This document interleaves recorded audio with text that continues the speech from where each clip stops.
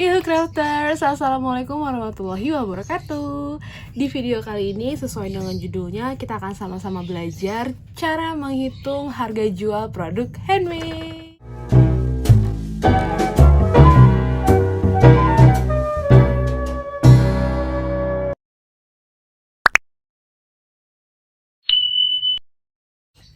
Menentukan harga jual produk handmade memang menjadi tantangan terbesar buat kita-kita nih yang usahanya jualan produk bikinan sendiri alias handmade. Kita mungkin udah jago ya bikin suatu produk. Kayaknya kita udah yakin banget nih karya kita nih layak jual. Tapi begitu sampai tahap menentukan harga, biasanya kita bingung lagi, kita mundur lagi. Kalau dijual segini kira-kira kemahalan nggak ya? Atau dijual segini kemurahan nggak? Kalau kemahalan nanti ada yang beli atau enggak ya? Kalau kemurahan, untungnya di mana? Nah, di video ini saya mau coba sharing sedikit cara yang biasa saya pakai untuk menentukan harga jual. Dari beberapa kali workshop dan training, metode ini cukup populer diajarkan dan semoga nanti teman-teman di rumah juga bisa mengaplikasikan di bisnisnya. Jangan lupa siapin catatannya karena kita akan sedikit belajar hitung-menghitung walaupun akan mungkin terlihat rumit ya, tapi saya percaya rumit sekali, manfaatnya bisa dipakai berkali-kali. Jadi nggak perlu bingung-bingung lagi nanti kalau punya produk baru. Untuk mempermudah penjelasan dan proses perhitungannya, saya akan menggunakan whiteboard ini sebagai catatan. Jadi, untuk menghitung harga jual produk handmade, ada 3 hal yang harus diperhatikan. Intinya ada 3 hitungan. Yang pertama, kita harus menghitung dulu berapa sih besar biaya produksi, atau yang biasa disebut dengan istilah cost. Yang kedua, kita perlu juga hitung harga grosir atau wholesale price. Dan yang ketiga, ada yang namanya harga ecer atau retail price. Nanti saya akan jelasin satu-satu apa yang dimaksud dengan cost, wholesale price, dan retail price, juga cara berhitungnya. Tapi sebelumnya saya ingetin lagi, metode ini bukan satu-satunya metode yang digunakan untuk menghitung harga jual produk handmade. Tapi ini adalah cara yang biasa saya pakai, dan ini metode yang cukup populer yang diajarkan di berbagai macam training dan pelatihan yang pernah saya ikuti. Dan hari ini saya mau berbagi sama teman-teman gitu. Jadi kalau misalnya kok kayaknya nggak cocok ya, kok kayaknya agak beda ya sama hitungan saya, nggak masalah. Oke, langsung aja kita bahas yang pertama, apa sih yang dimaksud dengan biaya produksi. Oke, untuk menghitung biaya produksi, kita dapatkan dari menambahkan material ditambah upah. Material ini apa? Material ini adalah semua biaya yang terlibat dalam proses produksi, mulai dari bahan baku, kalau misalnya kita beli bikinnya kalung gitu, ya manik-maniknya, tali senarnya, paku pentulnya, pokoknya semua yang kita pakai, terus juga ongkos kirim bahan baku itu sampai ke rumah kita, itu berapa? Itu harus dihitung juga. Kalau misalnya kita belinya di supplier di toko, ada supplier yang ada tokonya, ya kita harus hitung juga tuh ongkos dari rumah ke supplier itu berapa, ada jajan nggak? Nah, itu juga harus ditambahin. Terus yang ketiga ada packing. Kan kita kalau packing ada biaya tambahan ya, ada kardusnya, ada kertas thank you card-nya, biaya cetaknya berapa, itu semuanya harus dihitung.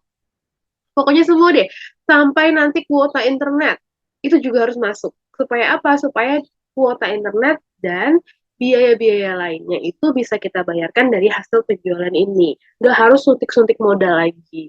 Sebutlah misalnya setelah kita hitung semuanya satu persatu, material yang kita gunakan itu ada di angka Rp10.000 untuk membuat satu pieces aksesoris itu modalnya ternyata Rp10.000. Nah, sekarang untuk menghitung upahnya, ini nggak upah bulanan gitu, bukan. Jadi upah yang dimaksud adalah berapa sih upah yang teman-teman mau dapat untuk mengerjakan satu produk ini. Maka cara menghitung upah sendiri adalah upah per jam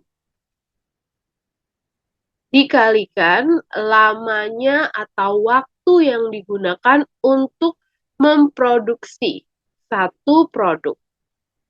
Misalnya, upah per jam saya sebagai seorang crafter, saya mau dibayar itu 1 jam itu, misalnya gini deh, satu hari saya mau dibayarnya berapa ya, nggak apa 100.000 misalnya ya. 100.000, ini saya di sini saya hitung dulu upah, perhitungan upahnya. 100.000 itu per hari. Terus saya kerjanya 8 jam. Maka 100.000 dibagi 8, 12.500. Maka upah saya adalah 12.500 per jam. Karena ini kerjanya 8 jam ya tadi ya. 12.500 per jam. Kayak itu 1 jam. Nah, misalnya untuk bikin kalung atau aksesoris yang tadi kita lagi bikin itu, saya butuh waktunya 2 jam. Misalnya ya, saya butuh waktunya 2 jam. Artinya, upah yang saya perlu adalah 12.500 tadi dikalikan 2. Karena kan prosesnya 2 jam. Maka upah yang saya harus dapat dari satu produk itu adalah Rp25.000. Gimana sampai sini? Semoga nggak bingung ya. Angkanya sudah fix ya, materialnya 10.000 dan upahnya Rp25.000 untuk membuat satu produk. Dengan hitungan yang seperti tadi sudah saya jelaskan. Maka biaya produksinya adalah 10.000 ditambah 25.000. Angka akhir untuk biaya produksi satu buah kalung atau satu buah gelang ceritanya ya, contohnya adalah Rp35.000. Oke, ini adalah biaya produksi kita yang diperlukan, Rp35.000. Apakah terus bisa ditambahin dikit ya Mbak? Yang penting udah untung, yang penting kejual dulu. Saya sangat tidak menyarankan perhitungan yang seperti itu ya teman-teman crafters. Karena di sini saya mengasumsikan bisnis yang kita bangun adalah bisnis yang ingin bertahan dalam jangka waktu yang cukup panjang. Bukan sekedar laku terus dapetnya capeknya doang. Enggak, jangan. Saya pengen teman-teman punya bisnis yang sustainable, yang berkelanjutan, yang nggak cuma sekedar setahun 2 tahun, tapi bisa nanti menghidupi kita sampai kita sudah masuk-masuk pengen pensiun mungkin gitu kan, siapa siapa yang tahu. Oke, ini adalah biaya produksi. Sampai di sini semoga mudah dipahami. Jadi teman-teman harus tahu dulu nih upahnya itu mau dibayar berapa. Nah, biasanya yang bingung adalah menentukan si 100.000 ini datangnya dari mana.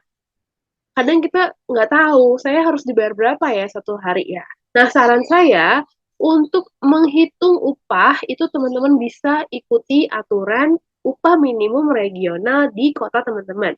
Kenapa? Karena biaya hidup dan pengeluaran untuk saya yang ada di kota A pasti berbeda sama teman-teman yang ada di kota B. Begitupun sebaliknya. Jadi nggak bisa disamain. Juga ada faktor pengalaman. Sudah berapa lama sih kita berkecimpung di dunia crafting ini atau di dunia yang kita sedang kerjakan ini? Kalau misalnya masih baru, ya mungkin nggak bisa semahal yang sudah berpengalaman gitu ya kira-kira ya. Jadi ini benar-benar subjektif ya, 100.000 per hari ini hanya contoh. Mau teman-teman pasang 300.000 sehari juga nggak masalah. Atau kalau masih baru 50.000 aja deh gitu, terserah. Disesuaikan saja sama pengeluaran dan kebutuhan atau upah minimum di kota teman-teman. Intinya biaya produksi adalah material ditambah dengan upah per jam saat kita proses produksi. Kita lanjut ke pembahasan yang kedua yaitu wholesale price. Oke, wholesale price. Duh, Mbak, saya nggak pernah dapat orderan grosir, paling cuma satu dua, paling banyak satu lusin. Kayaknya nggak perlu deh. Jangan ya teman-teman, kita tetap perlu pasang harga grosir atau minimal ada hitungannya. Kenapa? Karena ini adalah bentuk harapan, jadi kita positive thinking aja dulu. Walaupun sekarang mungkin belum pernah terima orderan banyak, tapi kita nggak pernah tahu nih, apa sih yang akan terjadi sama bisnis kita kalau misalnya bayangkan sekarang kita udah pasang harga murah, terus tiba-tiba ada orang yang mau pesen 100 pieces. Pasti dia akan minta harga grosir kan? Nah, harga grosirnya apa dari yang udah murah itu udah nggak bisa digrosirin lagi karena itu udah murah gitu. Jangan ada nanti teman-teman modalnya aja nggak nutup atau biasanya nih mentok-mentok ini nggak apa-apa deh yang penting lakunya banyak ternyata dapetnya capeknya doang. Jangan ya. Jadi saya sih pengennya dengan adanya hitungan ini nanti apa ya pemasukannya lebih terhitung gitu, lebih lebih siap ketika dapat orderan yang banyak. Jadi penting banget pakai harga grosir. Dalam menghitung harga grosir, kita akan kenalan sama satu sistem yang namanya markup. Markup ini bahasa gampangnya seperti pengali. Dia adalah nominal atau bilangan yang mulai dari angka 2, 2,5, seterusnya sampai mungkin 10. Markup ini pengali, jadi nanti menghitung harga grosir adalah tadi biaya produksinya dikalikan markup. Dia akan menjadi pengali biaya produksi. Terus kita pakai yang mana, Mbak? Apakah 2, 2,5, atau 10? Itu tergantung. Balik lagi tergantung. Karena bisnis ini personal, teman-teman yang punya, jadi teman-teman yang tahu. Di mana sih level kita? Pernah nggak sih kayak ada satu brand yang bahan-bahan aksesoris itu kayaknya kita tahu deh. Kayaknya kita tahu deh range harga modalnya berapa. Tapi kok dia jualnya mahal banget ya? Itu itu gimana gitu. Menurut saya itu nggak apa-apa karena mungkin dia memang menggunakan markup yang cukup tinggi. Sih, kok bisa sih orang markupnya tinggi? Itu kenapa? Oh, itu banyak banget alasannya. Pertama, apakah desainnya itu original atau cuma sekedar ATM atau cuma sekedar nyontek desain orang lain? Tentu saja kalau desainnya original, maka markup maunya mau 10 juga nggak apa-apa. Itu hak yang bikin desain. Terus apakah brandnya itu sudah established atau sudah terkenal, sudah punya nama, sudah berpengalaman, dan hanya menyajikan barang-barang atau produk-produk yang eksklusif atau limited. Nah, ini juga jadi bahan pertimbangan. Semakin spesial produknya, semakin sedikit barangnya, karena memang dibuatnya limited edition, maka semakin tinggi markupnya. Apakah nanti akan ada yang beli kalau brand itu sudah punya customer yang sangat setia, yang nggak peduli lagi sama harga, pasti ada yang beli. Jadi nggak usah heran ya, kenapa ada satu brand yang jualnya mahal banget, tapi kok laku-laku aja. Kita yang murah aja nggak ada yang beli misalnya gitu. Tapi itu memang terjadi. Nah, buat kita nih yang masih merintis, yang belum punya warna sendiri dalam bikin karya atau belum eksklusif eksklusif banget lah, masih masih mulai bisnis sendiri, masih bikin brand sendiri, biasakan kita mulai dengan angka yang paling rendah yaitu 2. Jadi markup kita adalah 2. Oke, kita masuk ke rumusnya. Rumus untuk menghitung wholesale price adalah biaya produksi dikalikan markup. Tadi masih ingat ya, biaya produksi kita adalah Rp35.000. Maka wholesale price kita atau harga grosir kita adalah Rp35.000 dikali 2 karena markupnya 2. Maka harga yang kita dapatkan adalah Rp70.000. Ini dia harga grosir kita, Rp70.000. Itu dia tentang harga grosir. Sekarang kita pindah ke step yang terakhir atau perhitungan yang terakhir yang disebut dengan harga retail. Retail price ini adalah harga final atau harga akhir yang kita tawarkan kepada customer. Biasanya belinya ya ecer, satu atau dua pieces saja. Untuk menghitung harga retail atau harga satuan, kita rumusnya adalah harga grosir dikali markup. Jadi markup ini kita pakai 2 kali ya untuk menghitung harga grosir dan menghitung harga ecer. Jadi ini berkesinambungan nih dari awal menghitung biaya produksi, menghitung harga grosir, dan menghitung harga ecernya. Harga grosir tadi yang kita dapetin adalah Rp70.000 dikali markupnya 2 ya, sama dengan Rp140.000. Markup-nya tetap sama seperti yang tadi harga grosir, tidak berubah. Jadi dengan perhitungan ini tadi modalnya sudah dihitung, upahnya juga sudah dihitung, harga akhir penjualannya adalah Rp140.000. Kalau teman-teman ada yang bingung, maksudnya apa sih di markup 2 kali itu gimana? Atau cara yang sederhananya adalah gini. Pertama kita hitung tadi biaya produksinya dengan markup 2 kali itu sama dengan ditambah hitung marginnya 300% dikali biaya produksi.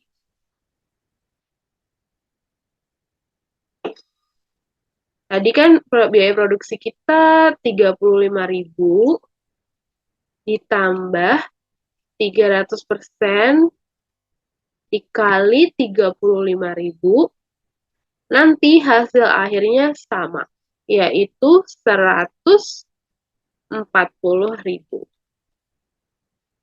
Ini lebih ringkasnya begini kira-kira. Nah, gimana? Mungkin ada teman-teman yang rasa gede banget, Mbak. Itu nggak kegedean ya kalau dijual segitu dari modal segitu jadi segini. Apakah itu nggak terlalu tinggi? Menurut saya, hitungan ini adalah hitungan yang paling masuk, metode yang paling pas untuk menentukan harga jual produk handmade.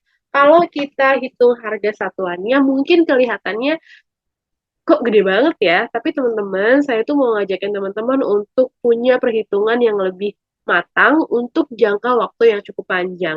Ingat dari 140.000 ini bukan untung semuanya, tapi ada bagian-bagian uangnya yang harus kita sisihkan untuk modal lagi. Itu yang pertama. Misalnya nanti mau bikin produk ini lagi, artinya kita mesti beli bahan baku yang sama. Terus yang kedua, kalau bisnisnya mau maju, nggak mungkin dong kita beli bahannya yang itu aja. Kita mesti tambah bahan-bahan yang lain, artinya variasinya ditambah. Yang ketiga, sebagai penjual online, kita harus banget belajar yang namanya branding. Karena di internet, di Instagram aja itu udah ribuan orang yang jualan. Mungkin produknya sama kayak kita. Kalau kita nggak belajar branding, nanti kita akan tenggelam. Nah, belajar branding itu kan perlu ikutan training, beli buku, dari sini juga uangnya.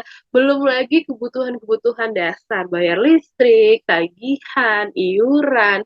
Itu semuanya kalau bisa kita bayarkan dari sini. Karena sekarang ini saya menganggap teman-teman sedang berbisnis sebagai pemasukan utama. Jangan cuma dianggap sebagai hobi, karena kalau kita anggapnya sebagai hobi, selamanya akan menjadi hobi. Hitungannya eh, nggak akan bisa jelas. Kalau misalnya teman-teman ada yang saya sih hobi aja sih Mbak, nggak apa-apa lah, nggak laku, nggak apa-apa lah, untungnya sedikit, ya silakan. Tapi konsekuensinya adalah selamanya akan menjadi hobi. Tapi kalau kita punya hitungan yang jelas, berapa besar jumlah pemasukannya, untungnya sebenarnya berapa sih yang kita dapat, itu insya Allah akan lebih tertata ya perhitungannya, bisnisnya pun akan lebih maju pelan-pelan. Jadi ingat 140.000 itu bukan semuanya masuk ke kantong kita terus kita bisa pakai. Ya kesannya banyak ya, tapi setelah dibagi-bagi kok ternyata nggak sebanyak itu. Terus juga nih, misalnya kita ikutan bazar. Oke, saya akan tambahkan satu halaman ya. Tadi produksi dan modal kita adalah 35.000, terus harga jualnya menjadi 140.000. Oke, ini hasil yang kita dapetin ya dari perhitungan kita. Misalnya nih, ada tanggal cantik 10-10 gitu. Terus kita ikutan bazar atau ikutan promo di marketplace sampai 50%. Oke, promonya adalah 50%. Maka harga jual kita akan turun dari 140.000 menjadi dari 140.000 menjadi didiskon jadi 70.000 ya, karena kan eh, ada diskon 50%. Nah, 70.000 ini apakah kita masih untung? Masih, karena modal kita 35.000, ya kan? Atau bahkan misalnya kita pasang diskon 70%, maka harga jualnya akan menjadi 42.000. masih lebih tinggi kan daripada modal produksi kita. Dari 35.000 kita masih dapat untung kalau kita jualnya 42.000. Itu udah diskon 70% loh. Jadi kalau misalnya kita udah punya hitungan yang pas, bahkan sekedar titip bazar di orang aja dipotong 15%, nggak masalah, kita akan tetap dapat keuntungan. Karena kadang mungkin kalau kita titip penjualannya lebih rame dibandingkan kita jualan sendiri. Ya kan, kadang suka ada kayak gitu.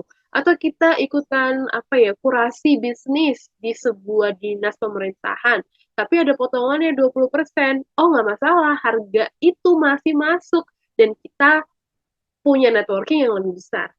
Caranya gimana ya? Caranya harus benar hitungnya, harus ada wholesale price, harus ada harga ecer. Jangan lupa ditambah upah biar nggak cuma dapet capeknya aja. Jadi kalau harganya itu udah kita hitung baik-baik, maka produk akhirnya itu udah siap disebar di berbagai macam channel penjualan.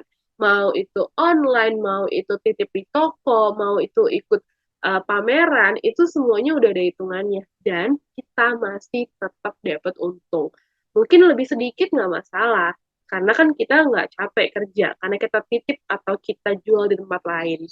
Tetap aja masih ada untungnya. Gitu, teman-teman. Aduh, Mbak, tapi itu kayaknya masih ketinggian deh. Gini ya, teman-teman, banyak cara untuk menguranginya. Misalnya, teman-teman, upahnya dikurangin. Itu kan tadi 100.000 contoh aja. Misalnya setengahnya, atau mungkin 25%-nya, nggak apa-apa. Dikurangin aja dulu, yang penting ada hitungannya. Nanti kalau teman-teman bisnisnya udah lebih maju, udah lebih berpengalaman, tentu ditingkatkan lagi marginnya. Balik lagi, yang penting ada hitungannya. Kira-kira begitu ya, teman-teman. Semoga membantu. Semoga keuntungan yang didapat itu nggak cuma capek, tapi beneran ada profitnya, bisa buat membiayai bisnis juga hidup teman-teman. Nah itu dia teman-teman, kira-kira begitulah cara menghitung produk handmade yang biasa saya lakukan. Gimana nih setelah menonton video itu, apakah teman-teman tambah ide baru atau justru tambah pusing? Ternyata selama ini kemurahan ya, atau ternyata selama ini kemahalan ya. Nah boleh banget tulis di kolom komen apa sih insight yang teman-teman dapat dari video ini, supaya kita bisa sama-sama belajar juga. Dan kalau ada masukan, saran, atau ada tambahan ide, boleh banget. Sampai ketemu lagi di video berikutnya ya. Semoga bermanfaat. Bye bye.